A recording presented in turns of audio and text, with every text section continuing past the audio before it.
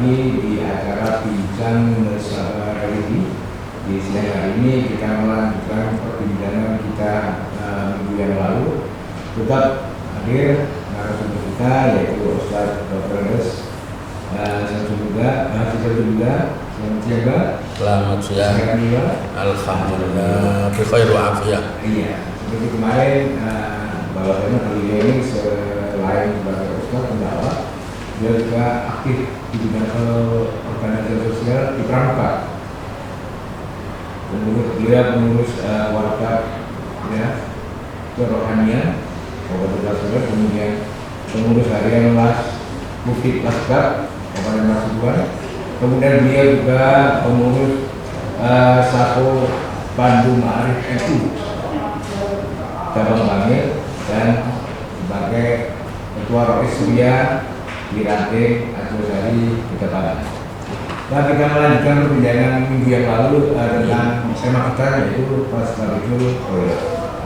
Kalau kemarin sudah kita bahas panjang-lebar pemirsa, berikut yang saya tanyakan.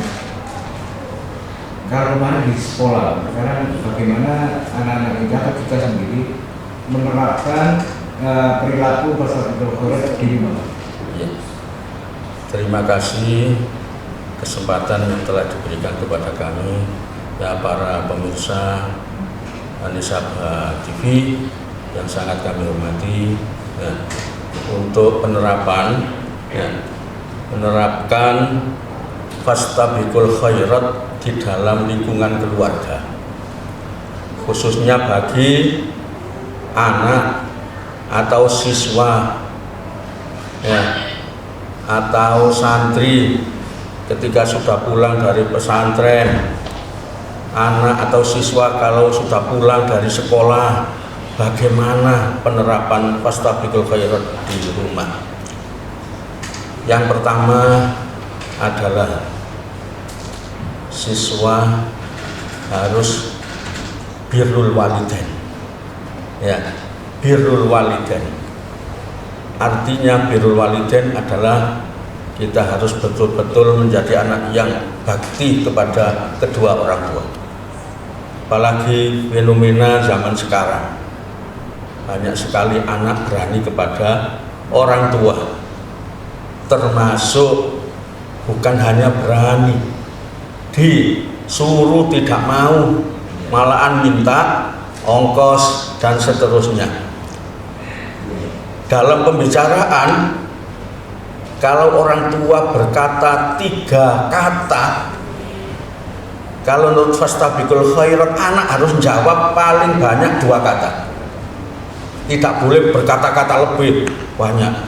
Contoh kan banyak sekali yang berkata-kata itu, ya, nak tolong ibumu ini masak, belikan sesuatu untuk perlengkapan masak. Ibu nggak tahu dah, saya itu repot, saya itu belajar, saya itu gini kan, berkata-kata. Nah, ini bukan Fastabikul Khairat. Untuk Fastabikul Khairat kita jawab, tinggal jawabnya nggih, atau sebentar lagi Bu, ini saya ringkes. Nah, di situ ini di dalam lingkungan keluarga yang ada kaitan dengan birrul walidain. Insya Allah yang lain juga masih banyak sekali, bukan kepada ibu saja, kepada orang tua, atau mencuci pakaiannya sendiri dan seterusnya. Baik, pemirsa, enggak kita akan melanjutkan perbincangan kita, tetapi seperti di religi.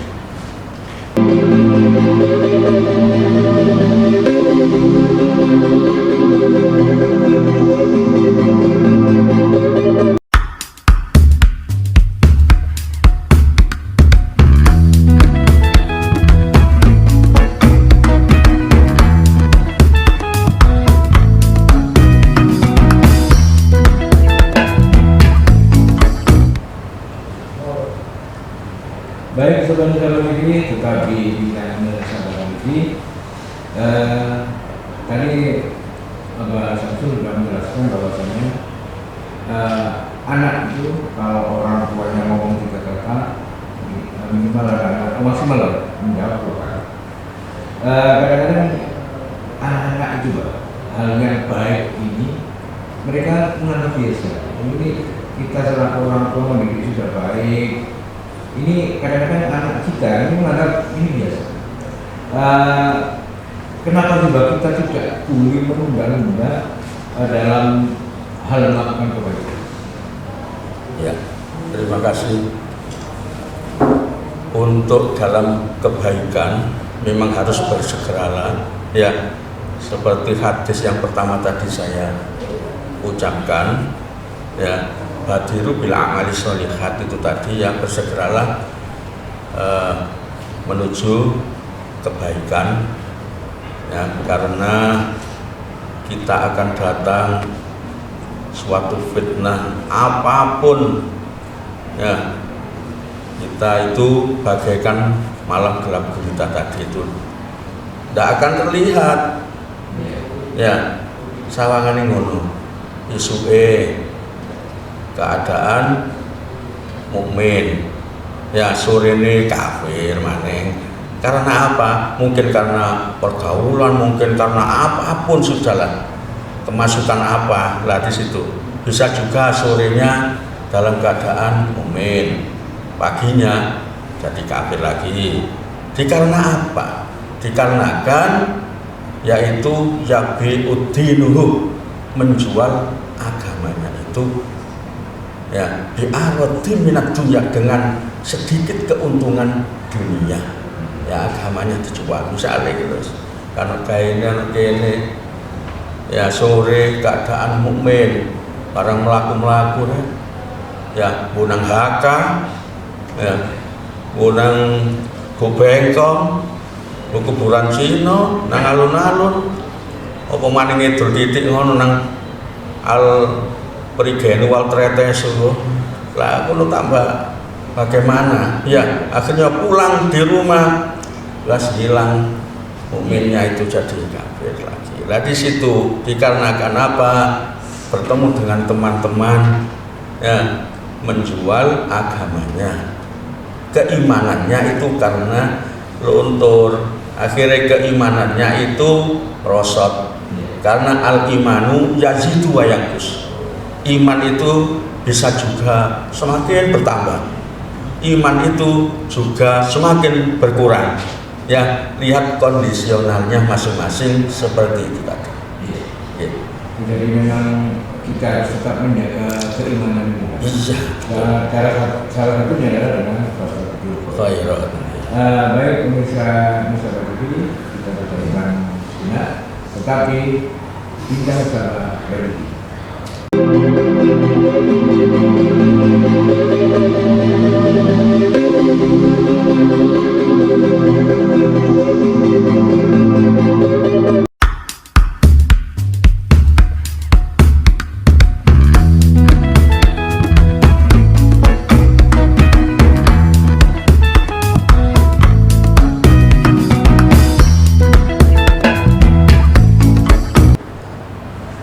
Baik, pemirsa Nusa TV, tadi sudah dijelaskan oleh Al-Samsul juga bahwa keimanan kita itu bakal meningkati di keadaan buruk. Di sini kita harus tetap menjaga keimanan, kualitas keimanan kita dengan cara pasal 20.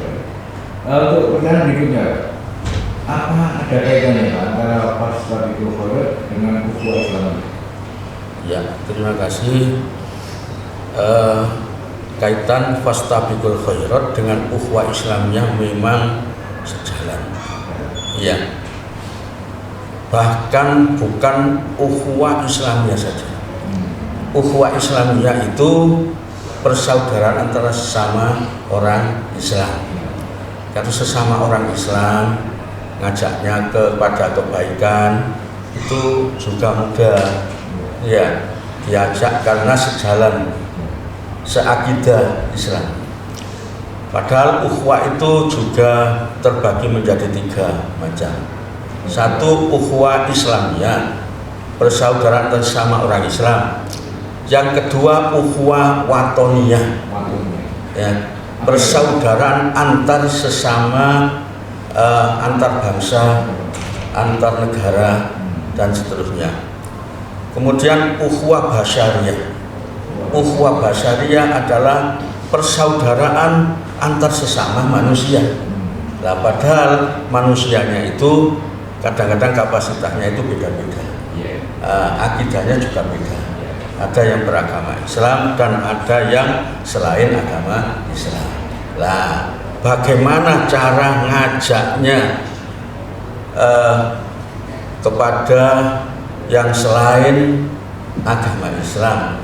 Selain agama Islam untuk berfastabiqul khairat juga ada. Diajak apa? Ya diajak damai. Ya itu ya. Kapan kita damai, hidup bertoleransi, itu hidup damai. Ini yang ke ukhuwah basyariyah. Kalau ukhuwah watoniyah antar negara, antar bangsa dalam kapasitas fastabiqul khairat adalah masalah kita untuk perekonomian agar bisa stabil ya. Nah di situ dan lain-lainnya banyak sekali yang ada kaitan dengan ukhuwah watoniyah. Bahkan kita sendiri termasuk yang punya tanah air kita harus betul-betul kita cintai. Ya, kadang-kadang kita punya negara sendiri, punya tanah air sendiri tidak dicintai. Ya, padahal mencintai itu wajib karena hubbul watan minal iman. Cinta tanah air sebagian daripada iman. Loh di sini loh. Kadang isi kemerdekaan saja ndak bisa. Ya, suruh masang bendera merah putih itu kadang nggak mau. Kadang nggak ikut berjuang, karena masang bendera itu gak gelem. Lah itu saking nemene ya. Lah pasti betul khairatnya kita masang bendera diajak lo ya apa carane. Dan masih banyak yang lain tentang hal-hal ada kaitan dengan tanah air kita ini. Ya, insya Allah mudah-mudahan ya kalau kita berarti mengakui cinta tanah air, maka dalam syair disebutkan innamal umamul akhlaqu mabagiyat wa inhum mudhabat akhlaqum dhab. Sesungguhnya pemimpin-pemimpin, penguasa-penguasa, negara-negara, bangsa-bangsa bisa tegak dan jaya, termasuk keluarga-keluarga bisa tegak dan jaya, harmonis apabila masih ada akhlaknya. Tetapi wa inhum mudhabat akhlaqum dhab.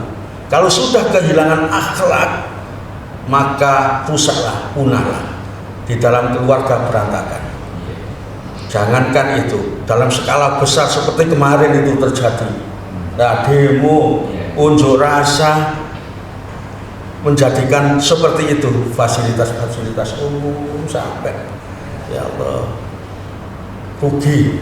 Ya. Nah, ini karena apa? Karena sudah hilanglah akhlak yang dimiliki pada individu-individunya.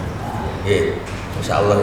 Oke. Pemirsa kalau ini perbincangan kita menarik, tapi kita dibatasi oleh waktu. Mudah-mudahan perbincangan di siang hari ini bermanfaat. Terima kasih. Sama-sama. Baik, pemirsa kalau ini kita akan berjumpa di minggu selanjutnya. Tetap di Bincang Bersama Religi. Dari saya Akram.